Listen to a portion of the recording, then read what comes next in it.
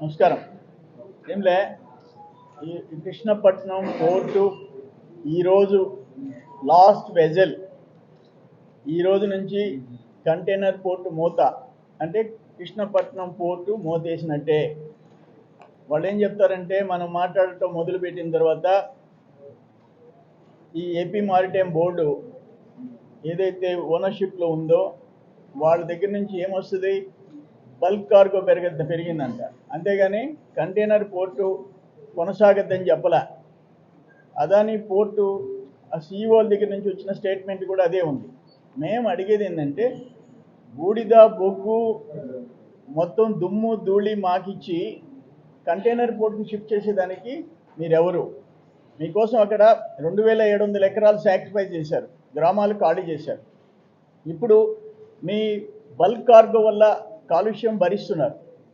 అసలు container port కూడా ఎత్తేస్తాము, తమిళనాడులో మేము కాటుపల్లి ఎన్నూరు కొనుక్కున్నాం కాబట్టి అక్కడ పెట్టుకుంటామంటే, ఇక్కడ ఈ పోర్టుని బేస్ చేసుకుని వచ్చిన పరిశ్రమలు, ఆధారపడ్డ పరిశ్రమలు, ఈ పోర్టు కోసం సేకరించిన 6000 ఎకరాలు కృష్ణపట్నం SEZ, ఇక్కడ కిసాన్ SEZ పక్కనే పోర్లో 2300 ఎకరాలు, ఇక్కడ 6000 ఎకరాలు మేనకూరు SEZ ఏమైపోవాలా? అంటే భవిష్యత్ తరాలకి నెల్లూరు జిల్లాకి పరిశ్రమలు రాకుండా ఇది ఈరోజు గుంటూరు, ప్రకాశం, నెల్లూరు, రాయలసీమకి ఒక హబ్గా తయారైంది. నెల్లూరు నుంచి రైసు, క్వాడ్జీ, ఫిష్, ప్రాన్, గుంటూరు నుంచి చిల్లీ, టొబాకో, కాటన్, అట్లే ఈస్ట్ వెస్ట్ నుంచి సీ ఫుడ్ ఎక్స్పోర్ట్. ఇది ఇంపోర్టు శ్రీ సిటీకి ఇసుజు మోటార్స్, స్కానియా మోటార్స్ బెంగళూరుకి, Force motors Bengaluru, paper rolls Hyderabad, white cement Guntur, షియానాట్స్ Nellore, solar Kurnool, LED lights, photo frames, furniture Vijayawada. Export import మొత్తం మూసేసి మీకు బొగ్గు బూడిద వేస్తామంటే ఎవరిది? ఎవరు ఓనర్షిప్? ఈరోజు ఏపీ మ్యారిటైమ్ బోర్డుకి ఏప్రిల్ 9, 2009 నుంచి 39 వరకు ఉంది. వాళ్ళ ఏపీ మ్యారిటైమ్ ఇచ్చిన అగ్రిమెంట్, అంటే గవర్నమెంట్ ఇచ్చిన అగ్రిమెంట్. వాళ్ళకి ఇప్పుడు 15 సంవత్సరాలు అయిపోయింది, 39తో క్లోజ్ అయిపోద్ది. ప్రభుత్వానికి ఇష్టం ఉంటే 10 సంవత్సరాలు, ఇష్టం ఉంటే మరో 10 సంవత్సరాలు ఎక్స్టెన్షన్ ఇస్తాం. ఈరోజు ఇక్కడ మూతేసేసి మొత్తం కాటుపల్లికి, మేము ఎన్నూరికి షిఫ్ట్ చేసుకుంటామంటే ఏడొచ్చే పరిశ్రమల పరిస్థితి. ఇన్ని వేల ఎకరాలు పోర్టు కోసం ఇచ్చిన ఎకరాలు, 1000 ఎకరాలు, కిసాన్ SEZ 1000 ఎకరాలు ఏమైపోవాలా? ఈ ప్రాంతం కోస్టల్ ఆంధ్రప్రదేశ్, దక్షిణ కోస్టల్ ఆంధ్రప్రదేశ్ అండ్ రాయలసీమ 7 జిల్లాలు భవిష్యత్తు ఏమిటి? ఈరోజు 9000 నుంచి 10,000 మంది ఉద్యోగుల ఉపాధి అవకాశాలు వాళ్ళకి పోతున్నాయి. ఉదయాన్నే నాకు 25 మంది వచ్చారు, ఒక రిప్రజెంటేషన్ ఇచ్చారు. రిప్రజెంటేషన్ నా దగ్గర ఉంది. మమ్మల్ని కాపాడండి. 9 లక్షల కోట్ల టర్నోవర్ ఉంది, 9 లక్షల కోట్ల టర్నోవర్, 800 నుంచి 1000 కోట్ల ఆదాయం అని. ఇప్పుడు 19 నుంచి 21కి 4 లక్షల కంటైనర్లకు పడిపోయింది. 5 లక్షల కోట్ల టర్నోవర్, 24కి 1,00,000 కంటైనర్లు, 1,50,000 కోట్ల టర్నోవర్, 150 కోట్ల ట్యాక్స్ రెవెన్యూకి పడిపోయింది. ఎవరు కారణం? మీకు అదానీ గారికి ఇక్కడ నుంచి వరుస దేశమంతా ఆయనకి ఓడరేవులు, ఎయిర్పోర్ట్లు, పోర్ట్లు. అయ్యా, మేము ఇక్కడ మా రైతులు, మా బిడ్డల భవిష్యత్తు ఊర్లు వదిలిపెట్టి పోర్టు కోసం, SEZల కోసం, పరిశ్రమల కోసం ఇచ్చారు మా వాళ్ళు. మా రైతు బిడ్డలు త్యాగాలు చేసి ఊర్లు వదిలిపెట్టి వెళ్ళిపోయినారు. ఇప్పుడు మీ వ్యాపారం కోసం మేము షిఫ్ట్ చేసుకుంటామంటే ఇది కరెక్ట్ కాదు. అందుకనే ఇప్పుడు ఏంటంటే, ఉదయాన్నే CBI ఆఫీస్కి పోయి ఇచ్చాం, ఇప్పుడు జనసేనకు వచ్చాం, CPM తిరిగిపోతున్నాం, BJP తిరిగిపోతున్నాం, అందరం కలిసి అదాని పోర్టు తిరిగిపోతాం. మేము చెప్పాల్సింది చెప్తాం. న్యాయమైన డిమాండ్, మేము ఏదో గొంతెమ్మ కోరికలు కోరటంలే. ఏ హక్కు అయితే మాకుందో ఆ హక్కుల కోసం పోరాడతాం. భవిష్యత్ తరాలు పరిశ్రమలు రాకుండా, ఉద్యోగాలు రాకుండా పోయే పరిస్థితి చేసేదానికి మీకు ఎవరు హక్కు ఇచ్చారని చెప్పేసి మేము అడుగుతున్నాం. అందరూ కలిసి వస్తారని అనుకుంటున్నాం. అక్కడ చూస్తే మళ్ళీ ఆయన మంత్రి గారి ఆధ్వర్యంలో ఆడొక టోల్ పెట్టాడు. దానికి 5% ఆ ట్రాన్స్పోర్ట్ ఛార్జెస్ ఇప్పుడు ఒక లారీ బాడుగా 30,000 అనుకోండి, దాంట్లో ఆయనకి 1,500 కట్టాలా. 70,000 అనుకోండి, 3,500 కట్టాలా. ఒక కంటైనర్ హ్యాండ్లింగ్ ఛార్జెస్ 3,000 పోర్ట్లో ఛార్జ్ చేస్తుంటే ఒక కంటైనర్ పోతే కంటైనర్కి 1,500 నుంచి 2,000 కట్టాలా. ఏమి చొక్కా నలగకుండా అట ఆ పోల్ అటు వేసి టోల్ గేట్ దగ్గర డబ్బులు కలెక్ట్ చేసుకొని టోల్. వాళ్ళు ఏం చెప్పారు, అయ్యా మేము బాలినేని శ్రీనివాసరెడ్డి మంత్రికి ఉంటే పోయినాం, ఎమ్మెల్యే గోవర్ధన్ రెడ్డి తిరిగిపోండి, గోవర్ధన్ రెడ్డి తిరిగిపోతే విష్ణువర్ధన్ రెడ్డి తిరిగిపోండి, విష్ణువర్ధన్ రెడ్డి తిరిగిపోతే మీ టైర్లు గాలి తీసేస్తాం, మీ లారీలు తగలబెడతాం, నాకన్నీ తెలీదు. బాడుగులు 5% ఇవ్వాలా, కంటైనర్కి ఇంత ఇవ్వాలా, 20 feet కంటైనర్కి ఇంత ఇవ్వాలా, 40 feet కంటైనర్కి ఇంత ఇవ్వాలా. ఇవన్నీ కలిసి అదాని సేఫ్గా అదాని ఎత్తుక్కుంటున్నాడు. ఏదో ఒక కారణం కోసం కాటుపల్లికి షిఫ్ట్ చేసేసి అలా ఇదంతా బల్క్. ఇక్కడ తమిళనాడు ప్రజలు తిరగబడుతున్నారు. బల్క్ కార్గో మీద కాలుష్యాన్ని భరించలేము, ఈ 100,000 వెహికల్స్ సిటీ మీద పోయేదానికి ఒప్పుకోమని తిరగబడ్డారు. అందుకని ఇక్కడ ఎవరు మాట్లాడరు. ఆంధ్రాలో ముఖ్యమంత్రి హ్యాపీ, అదాని గారు ఏ నిర్ణయం తీసుకున్నా చేతులు ఎత్తేస్తాడు. నెల్లూరు జిల్లా ప్రజల గురించి, వాళ్ళ ఆరోగ్యం గురించి, వాళ్ళ భవిష్యత్తు గురించి అవసరంలే. అందుకని మాకు మట్టి బూడిద, వాళ్ళకి పరిశ్రమలకు ఉపయోగపడే కంటైనర్ కాదు. దీని మీద మేమందరం కలుస్తాము. ఇప్పుడు సిపిఎం ఆఫీస్ పోతున్నాం, సాయంత్రం బీజేపీ ఆఫీస్ పోతాం. మ్యాక్సిమం ఇప్పుడు జెన్కో ప్రైవేటైజ్ చేస్తుంటే అదాని కోసం మా ట్రేడ్ యూనియన్లు అన్ని పార్టీలు మద్దతు ఇచ్చి ఆపుకున్నాం కదా. అదే మంత్రి తిరిగిపోతే, గోవర్ధన్ రెడ్డి తిరిగిపోతే లైట్లు ఆపేయండి అని చెప్పి, మీకు ఎందుకయ్యా, జీతాలే కదా మీకు కావాల్సింది, ఓ ఎక్కడుంటాయండి బతుకుపోండి. అదాని అయితే అంబానీ అయితే జీతాలు మీకు కావాల్సింది, జెన్కో అయితే అని మాట్లాడినోడు ఈరోజు ఒక మంత్రి, ఒక ముఖ్యమంత్రి, ఒక ఇంపార్టెంట్ కీలక 1996లో చంద్రబాబు నాయుడు గారు ముఖ్యమంత్రిగా, నేను ఎమ్మెల్యేగా అక్కడ శంకుస్థాపన జరిగింది. నాట్కో సంస్థ తర్వాత సివి రావు గారికి మారింది. ఈరోజు జగన్మోహన్ రెడ్డి రాగానే అదానికి ఇచ్చేయి అంటే ఇచ్చేయాలి. అది ఈరోజు దురదృష్టం. ఇక్కడ అందరం కలిసి పోరాడతాం. ఎవరు మా కోసం కాదు, భవిష్యత్ తరాల కోసం, భవిష్యత్ తరాల కోసం. ఇప్పుడు అక్కడ ఉపాధి ఉద్యోగాలు కోల్పోయిన 10,000 కుటుంబాల కోసం, దీని మీద ఆధారపడి వచ్చే పరిశ్రమలు తెచ్చుకునేదానికి, 1,000 ఎకరాలు సేకరించిన వాటిల్లో పరిశ్రమలు వచ్చేదానికి సెల్ఫ్లెస్గా పోరాడతాం. నిస్వార్థంగా అందరం కలిసి అన్ని పార్టీలు, అన్ని ట్రేడ్ యూనియన్స్ కూడా కలుపుకుంటాం, ఫైట్ చేస్తాం.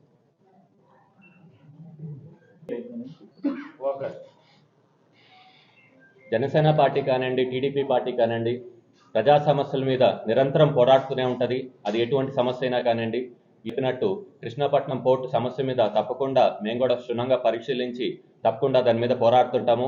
కృష్ణపట్నం పోర్టు నుంచి కనుక ఈ బల్క్ ఆర్డర్సే ఉంటాయి, అలా కంటైనర్ ఆర్డర్స్ ఉండవు. అంటే బల్క్ ఆర్డర్స్ అంటే కేవలం అది వాళ్ళు కోల్ తీసుకొని వస్తారు, యూరియా తీసుకొని వస్తారు, ఇలాంటివి తీసుకొని వస్తే దానివల్ల కాలుష్యమే కానీ పెద్ద ఎంప్లాయ్మెంట్ ఉండదు, పెద్ద పరిశ్రమలు కూడా ఇక్కడికి రావు. కంటైనర్లు ఆపేశారంటే మాత్రం చాలా పరిశ్రమలు ఇక్కడ పెట్టుకున్న వాళ్ళు కూడా వాళ్ళ పొట్టకొట్టినట్టు అవుద్ది. స్థానికంగా ఉన్న ఎవరికి కూడా ఉద్యోగాలు రావు. అదేవిధంగా లాజిస్టిక్స్, ఇక్కడ ఎంతో మంది పరిశ్రమలు పెట్టుకున్న వాళ్ళు ఇక్కడ కనుక కంటైనర్ లేకపోతే ఈ కంటైనర్లు చెన్నైకి తీసుకొని వెళ్ళాలన్నా, వైజాగ్కి తీసుకొని వెళ్ళాలన్నా, కాకినాడ పోర్టుకి తీసుకొని వెళ్ళాలన్నా వాళ్ళకి ఒక్కొక్క పరిశ్రమ మీద కోట్ల రూపాయలు నష్టం వస్తుంది.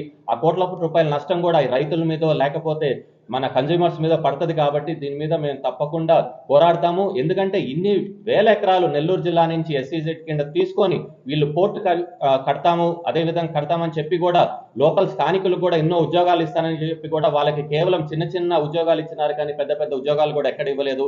ఎక్కడ చూసినా కాలుష్యం. కృష్ణపట్నం పోర్టు చుట్టూరు కూడా ఎన్నో పవర్ ప్లాంట్లు పెట్టేసి ఆ బూడిద కాలుష్యం వల్ల కొన్ని వేలాది మంది ఈరోజు అనారోగ్యానికి గురవుతున్నారు. నిజంగా దీని మీద మేము నిరంతరం పోరాడుతూనే ఉన్నాము. రాబోయే రోజుల్లో కూడా కృష్ణపట్నం పోర్టు నుంచి కనుక కంటైనర్లు ఆపారంటే మాత్రం నిజంగా ఆపి దానివల్ల నిజంగా నెల్లూరుకి నష్టం జరుగుతుంది, వ్యాపారస్తులకు నష్టం జరుగుతుంది, ఉన్న స్థానికులకు ఉద్యోగాలు పోతాయి అంటే మాత్రం తప్పకుండా జనసేన పార్టీ, టీడీపీ ఉమ్మడిగా పోరాడతాము. తప్పకుండా నెల్లూరు ప్రజలకు అందరికీ కూడా న్యాయం జరిగేటట్టు మేము చూస్తామని మేము జనసేన పార్టీ తరఫు తెలియజేసుకుంటున్నాను. జై హింద్, జై జనసేన.